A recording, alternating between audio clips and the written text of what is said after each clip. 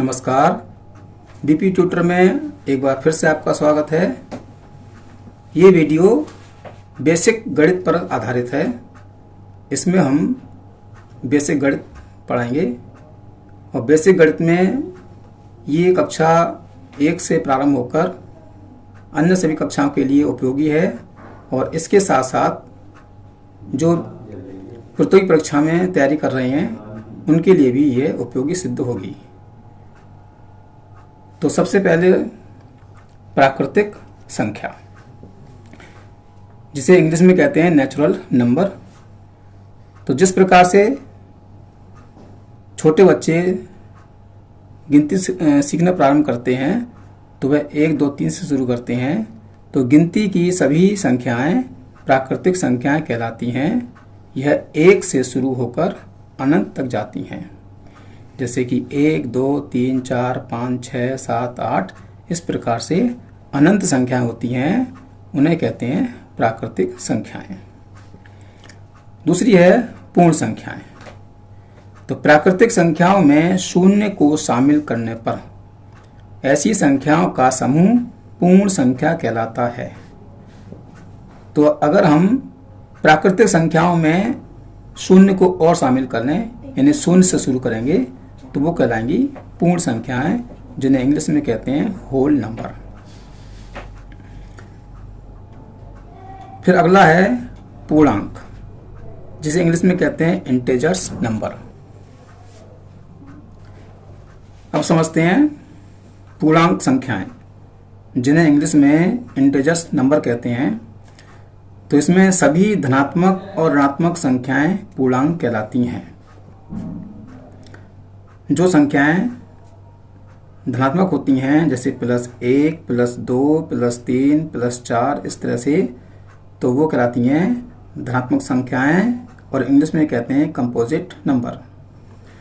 और जो माइनस में होती हैं, -1, -2, -3, -4, वे कहलाती हैं ऋणात्मक संख्याएं और इंग्लिश में कहते हैं नेगेटिव नंबर। इसमें एक बात का ध्यान रखेंगे कि शून्य ना तो धनात्मक संख्या है और ना ही ऋणात्मक संख्या है, ये उदासीन संख्या है, इसलिए शून्य को पूर्णांक संख्या में सम्मिलित नहीं किया जाता है। इसके बाद अगली संख्या है हमारी सम संख्याएं। तो सम संख्या क्या है? सम संख्या यानी इवन नंबर। जिस संख्या का इकाई का अंक, इकाई का मतलब जो सबसे दाहिनी ओर की संख्या होती है, सीधे हाथ की तरफ पहली संख्या, तो इकाई का अंक में यदि 0, 2, 4, 6, 8 में से कोई एक अंक हो, उसे सम संख्या कहते हैं। जैसे 148 में इकाई का अंक है 8, उसी प्रकार से 460 में इकाई का अंक है 0, 796 में इकाई का अंक है 6, तो ये संख्याएं सम संख्याएं कहलाएंगी, यानी इवन नंबर कहा जाएगा। अगला है विषम संख्या, जिसे इंग्लिश में कहते हैं ओड नंबर। ऐसी संख्या जिसका इकाई का अंक 0, 2, 4, 6, 8 में से कोई अंक ना हो, उसे विषम संख्या कहते हैं।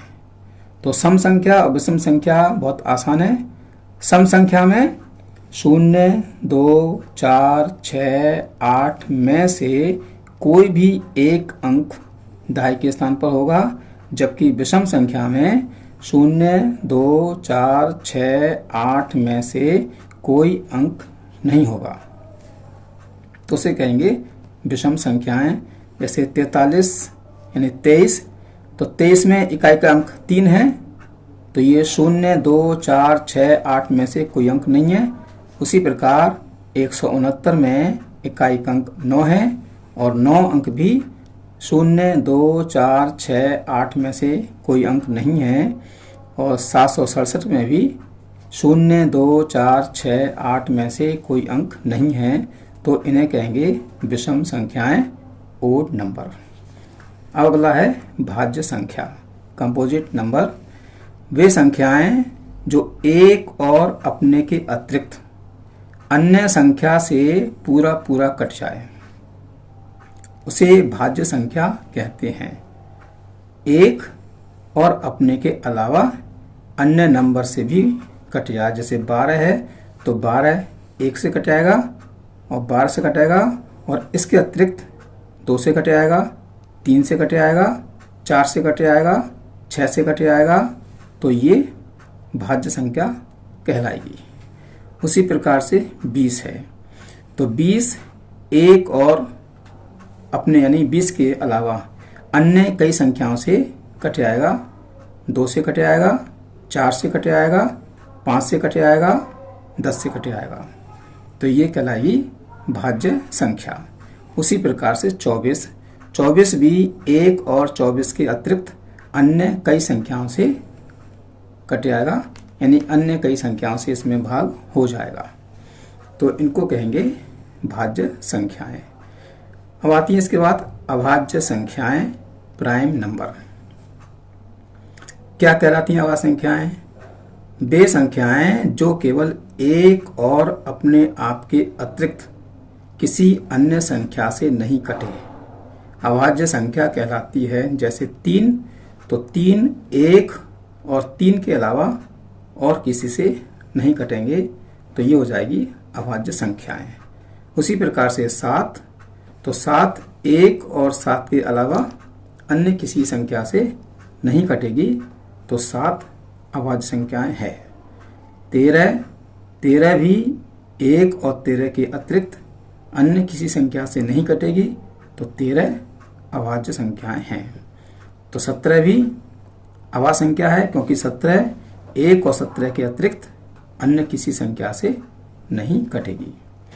तो भाज्य संख्या और अभाज्य संख्या में बहुत छोटा सा अंतर है, जिसमें एक और अपने के अलावा अन्य संख्याओं से कट जाए तो भाज्य है, और एक और अपने आप से अतिरिक्त किसी अन्य संख्या से नहीं कटे तो अभाज्य है।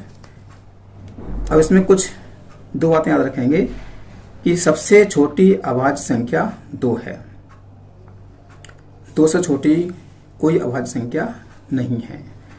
और दूसरा है 1 और 100 तक 25 अभाज्य संख्याएं होती हैं। ये बातें हमेशा ध्यान रखेंगे। इस प्रकार से अब आता है, अब समझते हैं परमेय संख्याएं, जिसे कहते हैं इंग्लिश में रेशनल नंबर। रूट के अंदर आने वाली वे सभी संख्याएं जो रूट के बाहर आ सकती हैं परमेय संख्याएं कहलाती हैं। हम कह सकते हैं कि जिस संख्या का वर्गमूल निकल आएगा वो परमेय संख्या कहलाएगी। जैसे 4 का वर्गमूल निकालेंगे तो 4 का वर्गमूल होता है 2, ये 2 रूट से बाहर आ गया तो परमेय संख्याएं। उसी प्रकार से रूट 16, अगर 16 का वर्गमूल निकालेंगे तो इसका उत्तर आएगा 4, और 4 रूट से बाहर आ जाएगा तो ये परमेय संख्याएं कहलाएंगी। उसी प्रकार से एक और उदाहरण है √100। 100 का वर्गमूल निकालेंगे तो ये 10 रूट से बाहर आ जाएगा, तो ये कहलाएंगी परमेय संख्याएं। अब आगे चलते हैं अपरमेय संख्याएं, इरेशनल नंबर कहते हैं। इसमें क्या होता है कि रूट के अंदर आने वाली वे सभी संख्याएं जो रूट के बाहर नहीं आ सकती अपरमेय संख्याएं कहलाती हैं। कहने का तात्पर्य यह है कि जिस संख्या का वर्गमूल नहीं निकाल सकते, पूरा पूरा वर्गमूल नहीं निकाल सकते, वो कहलाती हैं अपरमेय संख्याएं। ऐसी संख्याएं यदि जुड़ जाएं या घट जाएं या गुणा हो जाए या भाग हो जाए तो उस सामान्य संख्या को भी अपरमेय संख्या बना देती है। जिस प्रकार से मान लीजिए एक टोकरी में कुछ सेब रखे हुए हैं, यदि उनमें से एक सेब सड़ जाए तो वह अपने साथ साथ जो अन्य सेब हैं उनको भी खराब कर देता है। तो उसी प्रकार से अपरमेय संख्याएं अगर किसी संख्या में जोड़ दी जाएं तो पूरी मिलकर अपरमेय संख्या बन जाती है। √3, अब √3 में हम 3 का वर्गमूल नहीं निकाल सकते, तो ये √3 जो है रूट के अंदर ही रहेगा, बाहर नहीं आएगा, तो ये √3 कहलाएगा अपरमेय संख्याएं। दूसरा उदाहरण है √7। 7 का भी हम पूरा वर्गमूल नहीं निकाल सकते, तो ये कहलाएगा अपरमेय संख्याएं। उसी प्रकार से √13, इसको भी हम अपरमेय संख्या कहेंगे, क्योंकि ये 13 का वर्गमूल हम नहीं निकाल सकते। फिर है 2 और इसमें जोड़ा गया है √5, तो √5 का हम वर्गमूल नहीं निकाल सकते, तो इन दोनों को मिलकर अपरमेय संख्या कहेंगे। उसी प्रकार से 4 में गुणा की गई है √11 से, तो √11 का मतलब है हम 11 का वर्गमूल नहीं निकाल सकते, तो 11 और 4 की गुणा करने पर जो प्राप्त उत्तर होगा वो अपरमेय संख्या कहलाएगी। यदि भाग किया जाए जैसे 5/√3, तो √3 का हम वर्गमूल नहीं निकाल सकते, यानी पूरा वर्गमूल नहीं निकलता है, तो भाग करने पर भी ये दोनों मिलकर जो इसका भागफल है वो अपरमेय संख्याएं कहलाएगी। तो इस प्रकार से ये अपरमेय संख्याएं हो गई। अब कुछ महत्वपूर्ण बिंदु हैं जिनको ध्यान में रखेंगे। पाई एक अपरमेय संख्या है, क्योंकि पाई का हम पूरा वर्गमूल नहीं निकाल सकते।